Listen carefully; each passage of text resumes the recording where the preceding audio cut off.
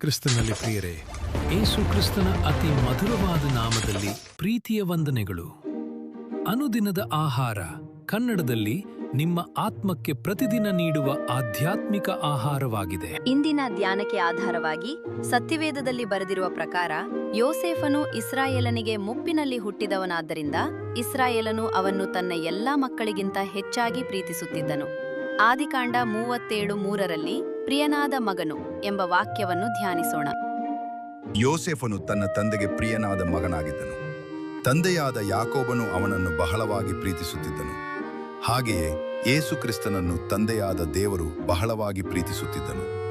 ಯೇಸು ಯೊರ್ದನ್ ಹೊಳೆಯಲ್ಲಿ ದೀಕ್ಷಾ ಸ್ನಾನ ಮಾಡಿಸಿಕೊಂಡು ದಡಕ್ಕೆ ಏರಿ ಬಂದಾಗ, ಈತನು ಪ್ರಿಯನಾಗಿರುವ ನನ್ನ ಮಗನು, ಈತನನ್ನು ನಾನು ಮೆಚ್ಚಿದ್ದೇನೆ ಎಂದು ದೈವವಾಣಿಯಾಯಿತು ಎಂದು ಮತ್ತಾಯನು ಬರೆದ ಸುವಾರ್ತೆ 3:17ರಲ್ಲಿ ಓದುತ್ತೇವೆ.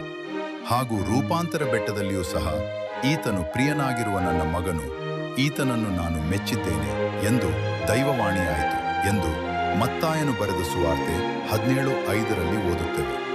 ಯೋಸೇಫನ ಚರಿತ್ರೆಯನ್ನು ಓದುವಾಗೆಲ್ಲ ಯೋಸೇಫನ ಗುಣಾತಿಶಯಗಳು, ಯೇಸುವಿನ ಗುಣಾತಿಶಯಗಳು ಎಲ್ಲಾ ರೀತಿಯಲ್ಲೂ ಒಂದೇ ರೀತಿಯಾಗಿರುವುದನ್ನು ಕಾಣುತ್ತೇವೆ.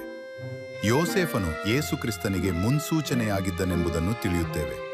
ನಿಮ್ಮ ಜೀವಿತವು ಕ್ರಿಸ್ತನ ಜೀವಿತದಂತೆ ಮಾರ್ಪಡಬೇಕು. ನಿಮ್ಮನ್ನು ನೋಡುವವರು ನಿಮ್ಮಲ್ಲಿ ಕ್ರಿಸ್ತನನ್ನು ಕಾಣಬೇಕು. ಯೋಸೇಫನ ಸಹೋದರರು ಅವನನ್ನು ದ್ವೇಷಿಸುತ್ತಿದ್ದರು. ಅದರಂತೆಯೇ ಯೇಸು ಕ್ರಿಸ್ತನನ್ನು ಸ್ವಂತದವರೇ ಅಂಗೀಕರಿಸಲಿಲ್ಲ. ಫರಿಸಾಯರು, ಸದ್ದುಕಾಯರು ಎಡೆಬಿಡದೆ ಆತನ ಮೇಲೆ ತಪ್ಪು ಹೊರಿಸುತ್ತಲೇ ಇದ್ದರು. ಯೋಸೇಫನನ್ನು ಹಾಳು ಬಾವಿಯಲ್ಲಿ ತಳ್ಳುವಾಗ ಅವನ ವಸ್ತ್ರಗಳನ್ನೆಲ್ಲ ಬಿಚ್ಚಿದರು. ಅದರಂತೆಯೇ ಯೇಸು ಕ್ರಿಸ್ತನನ್ನು ಶಿಲುಬೆಗೆ ಹಾಕುವಾಗ ಮೊದಲು ಆತನ ವಸ್ತ್ರಗಳನ್ನು ಬಿಚ್ಚಿ ಚೀಟು ಹಾಕಿ ಹಂಚಿಕೊಂಡರು.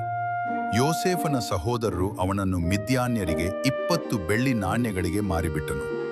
ಯೇಸುವನ್ನು ಆತನ ಶಿಷ್ಯನಾದ ಇಸ್ಕರಿಯೋತ ಯೂದನು 30 ಬೆಳ್ಳಿ ನಾಣ್ಯಗಳಿಗೆ ಮಾರಿದನು. ಯೋಸೇಫನು ತನ್ನ 30ನೇ ವಯಸ್ಸಿನಲ್ಲಿ ಸೆರೆಮನೆಯಿಂದ ಫರೋಹನ ಅರಮನೆಗೆ ಎತ್ತಲ್ಪಟ್ಟನು.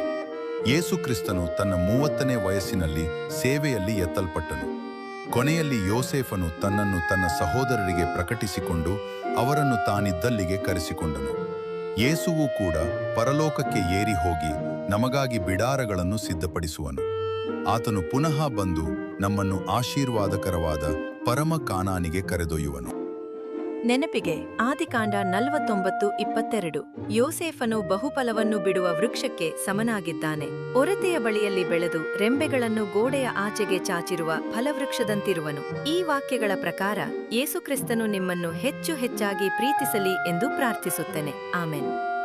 ದೇವರ ವಾಕ್ಯವನ್ನು ದೈನಂದಿನ ಜೀವನದ ಅಂಗವಾಗಿಸಲು ಇಂದೇ ನಮ್ಮೊಂದಿಗೆ ಭಾಗಿಯಾಗಿರಿ. ಚಾನೆಲ್ಗೆ ಸಬ್ಸ್ಕ್ರೈಬ್ ಮಾಡಿರಿ, ಸ್ನೇಹಿತರೊಂದಿಗೆ ಹಂಚಿಕೊಳ್ಳಿರಿ. ಬೇಗನೆ ಮತ್ತೊಂದು ದೇವರ ವಾಕ್ಯದೊಂದಿಗೆ ಭೇಟಿಯಾಗೋಣ.